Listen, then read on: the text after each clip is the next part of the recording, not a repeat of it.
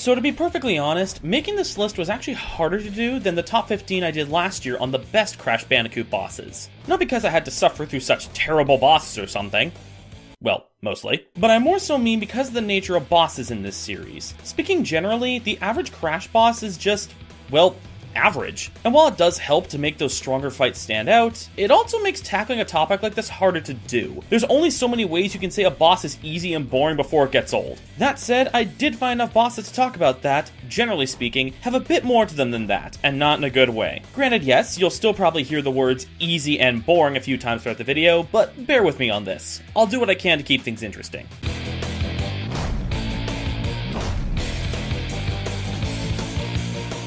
Well, I wasn't kidding with that last statement about keeping things interesting, because we're starting off this list with a weird technicality. So, Crash Boom Bang. What a game. I've already gone on in a review about the many ways this game does basically everything wrong, so I'll save you that tangent. Instead, I'd like to discuss the nature of its boss fights, because yes, it does have them.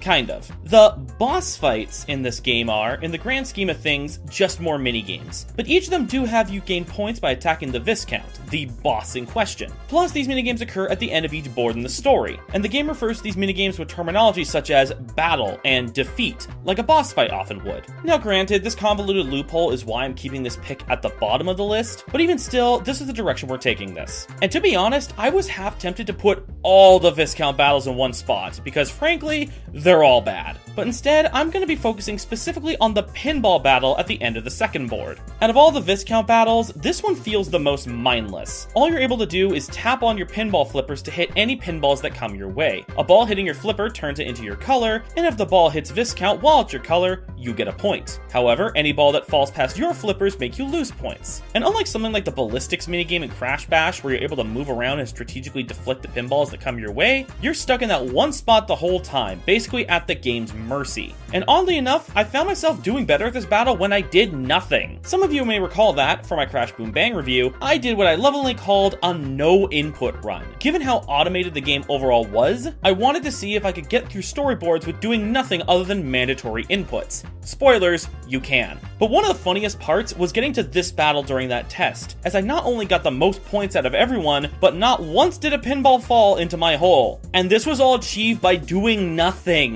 I want to say I'm surprised, but actually no, even for Crash Boom Bang, this was a pretty surprising outcome.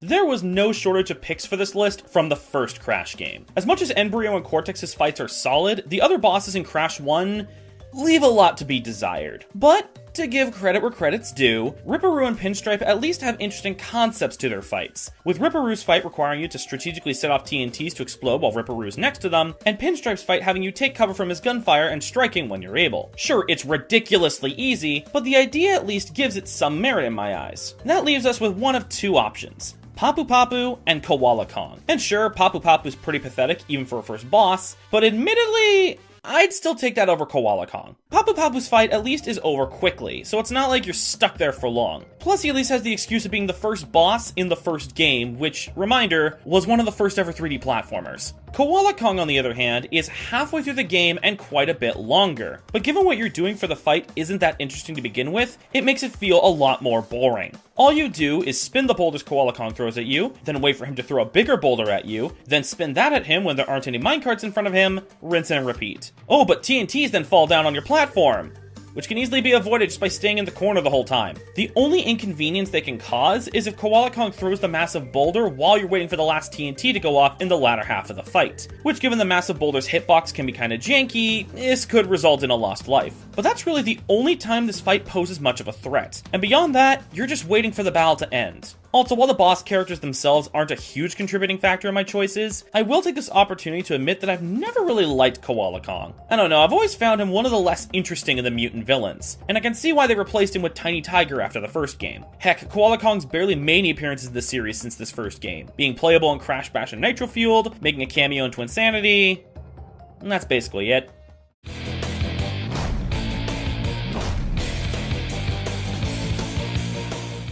Beware of Uka Uka, my children. He is a far more dangerous enemy than anyone can imagine. Yeah, I don't think Traveler's Tales got the memo there. Ever since his first appearance in the series, Uka Uka's often been portrayed as this untouchable force of evil, someone you'd never want to fight head on, as Aku Aku basically said in that scene I just showed. As such, for a little while at least, you never did fight Uka Uka. He'd either keep out of fights, or Aku Aku would fight him for you in the case of Warped. That said, we finally did get a chance to face off against him in Crash to Insanity, and...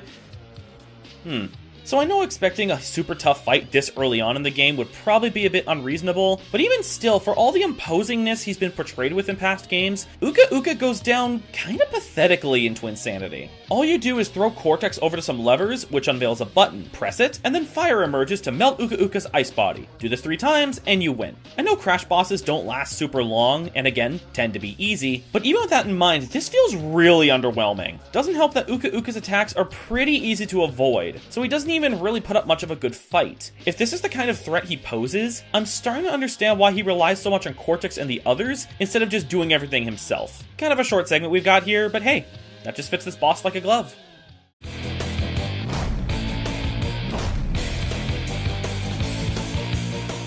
It's been almost 2 years since Crash 4 came out.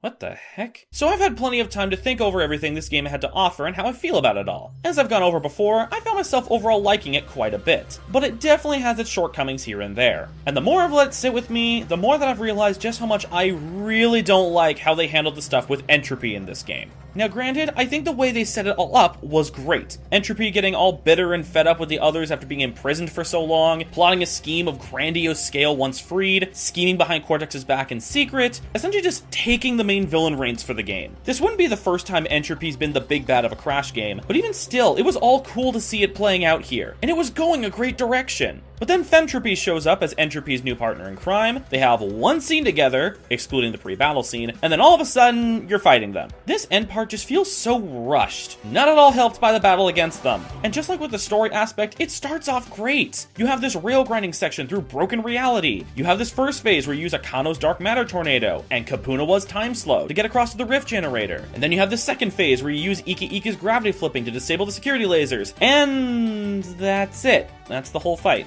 Like, looking at it as a fight, one could argue it's better than the entries below it on this list. But it's just so blatantly obvious that there was supposed to be more. And that missing piece of the puzzle makes the overall fight really disappointing. And sure enough, we actually have proof that there was supposed to be more. Sometime after the game came out, concept art got released online for a cut third phase, set within the Rift Generator. And between this and the way the start of the fight plays out, I get the feeling the Entropies were supposed to be the game's final boss originally. And also given this line from Femtropy at the start of the fight, let's see what you Mongols can do as a pack.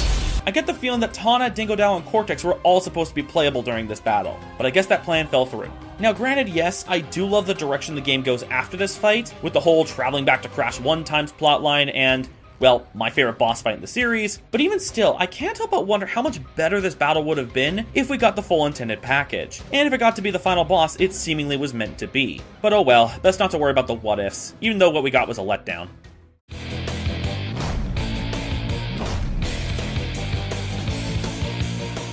And on the topic of a game with several what-ifs tied to its development... Wait, I already talked about Crash Twinsanity. Anyway, we're talking about Wrath of Cortex. As much as this game is very rough, one area that I do think it excels in gameplay-wise is its Atmosphere levels. These Monkey Ball-style gameplay sections were pretty common in platformers for a while, and I do think Wrath of Cortex's take on it is one of the better executed ones. It's fun to control, combined with having some solid levels for you to traverse with it. It's pretty great stuff. That said, while I did say in my review that every one of these Atmosphere levels are fantastic, I did neglect to mention the part where it's used for a boss fight. Admittedly, because I forgot about that while scripting that part of the video, so let's talk about that now. This fight's trash. I get the idea of wanting to use their fancy new gameplay mechanic for a boss fight, but man, it's so evident that the Atmosphere wasn't designed for this kind of usage. It feels so clunky to turn around in this bowl-shaped arena, something the game expects you to do as you try to hit these rocks to color them blue in order to damage Crunch. On top of that, Crunch himself is rolling around, courtesy of Earth Power from Rocco the Earth Elemental, and not only does bumping into him do damage, but he's able to color the rocks, and hitting the yellow rocks will also do damage to you. Already on paper, this boss fight's not all that interesting, but the Atmosphere controls make the process of avoiding Crunch and the yellow rocks a fair bit more annoying in execution. And when you consider that this is the game's first boss, that doesn't leave the best impression for the other bosses, something the game doesn't really redeem itself on until near the end of the game. The only positive I can really think about with this battle is the music. Rumble on the Rocks is pretty great to listen to, but then again, that can apply to basically the entirety of Wrath of Cortex's soundtrack. Also, side note, it hurts my inner Back to the Future fan to say that the most annoying elemental to fight is the one voiced by Biff Tannen.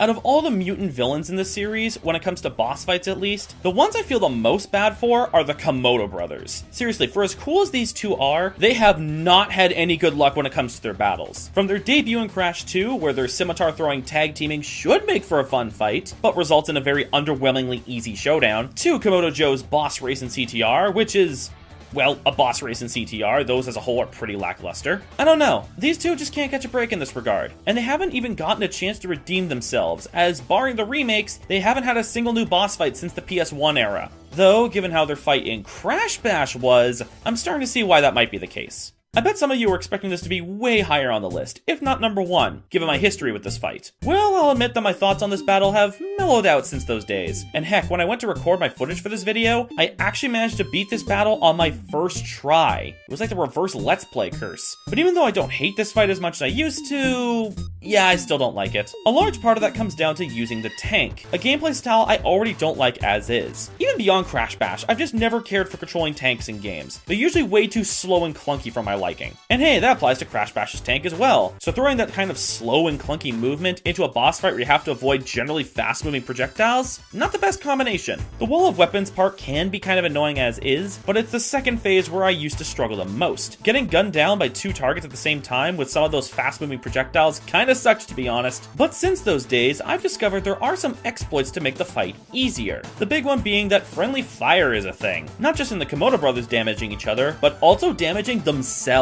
So the easiest way to clear this fight is to try and get them in a situation where their shots will rebound and hit each other or just themselves. That said, it probably doesn't look too good on a boss if relying on an exploit is the go-to way to take it out. And if you don't do so, it can still be an annoying hurdle to get over. Like I said, the Komodo brothers could really use a redemption.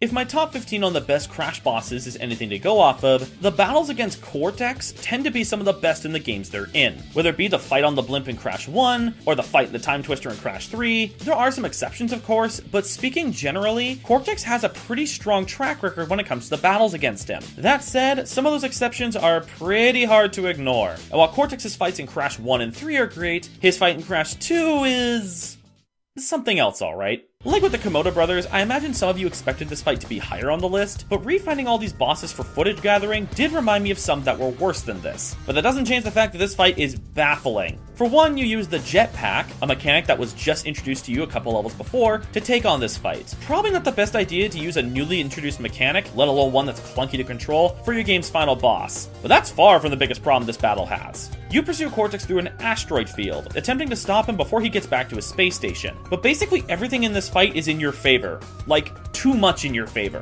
Cortex never attacks you, despite holding a laser gun, and will actually slow down if he's getting too far ahead. On top of that, the asteroids and mines floating about don't damage you, only slow you down. So the only way you can lose this fight is if Cortex manages to get to the end before his health runs out. I've noted this before, but when I first played this game when I was younger, I actively tried to spin attack asteroids into Cortex, thinking that's how you damaged him. But nope, it's just as simple as spin attacking him directly 3 times before he gets away. Which, again, given he doesn't attack you, and he slows down if he gets too far, succeeding at this is incredibly easy to do. And it'd be one thing if a fight like this occurred earlier in the game, but no, like I said earlier, this is the final boss! And because the Insane Trilogy was a faithful remaster-style remake, this fight's kept absolutely intact in the remade version of Crash 2, with the only change being that he's carrying a crystal now instead of a laser gun. So I guess there's an excuse to why he doesn't attack now. Clearly the element that needed changing the most.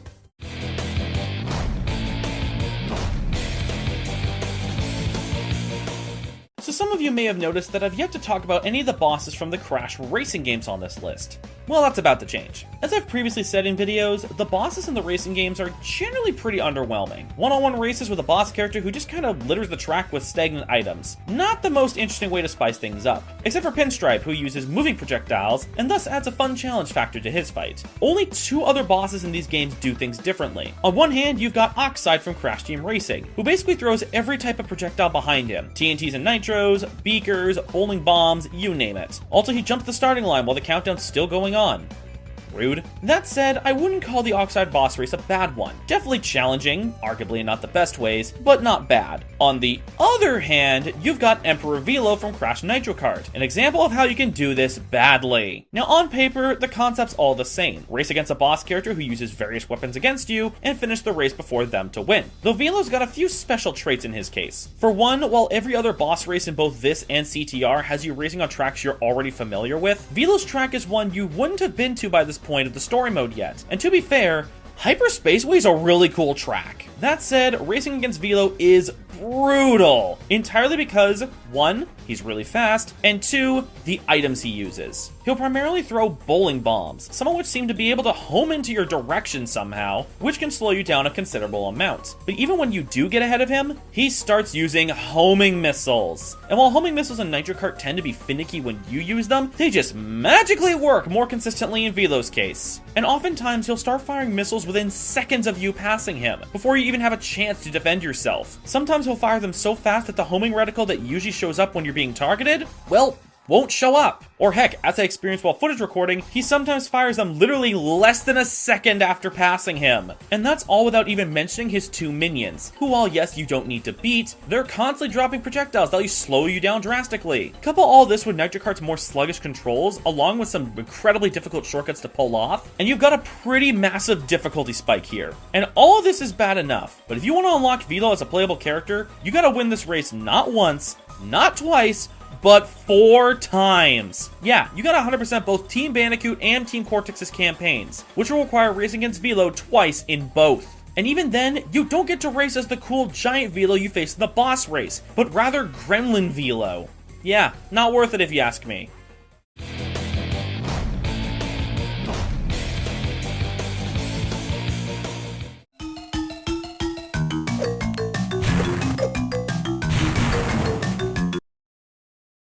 To be honest, I think that describes this fight's problems pretty perfectly. Okay, but come on, seriously? I know I let Papu Papu off the hook earlier for being a first boss, but even compared to that, this is just embarrassing. This supposed to be the big moment where Crash Bandicoot and Spyro the Dragon cross paths for the first time, and their feud is nothing more than throwing Molotov cocktails at the opposing wall and getting the other to fall off as a result. And as you saw for yourself at the start of the segment, the fight can end in literally 3 seconds. Like, say what you will about the other Crash Purple bosses, which, yeah, aside from the Ripto fight, the other bosses are pretty weak as well, but even they had more meat on their bones than this. I don't even really have anything else to say, just what the heck?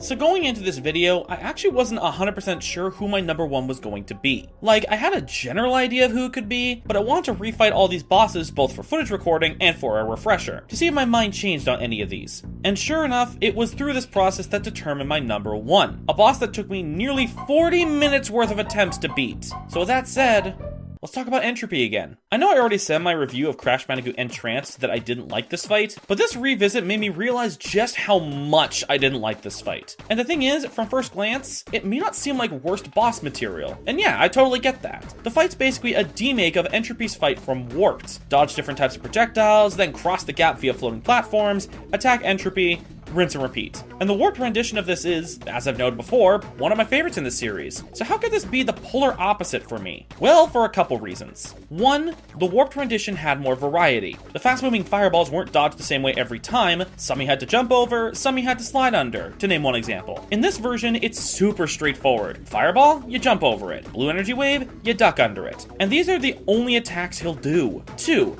Having a 3D plane, and thus more space both to move around and for Entropy's attacks to cover, felt a lot less restricted than being stuck on a tiny platform like you are in this fight. But it being a weaker version of the warped fight isn't why it's on this list, let alone at the top. Granted, yes, the process of this version is quite a bit more boring, but that's just one piece of the puzzle. The other is the fact that this battle is 3 times the length. Once you bring his health down to 0, he regenerates it and starts a second phase. Go through the process again, and he'll regenerate his health again and start a third phase. It just makes this already boring process feel needlessly long, but on top of that, there is 0 room for error. In most Crash games, if you die enough times on a boss, the game will give you an Aku Aku mask so you can take an extra hit.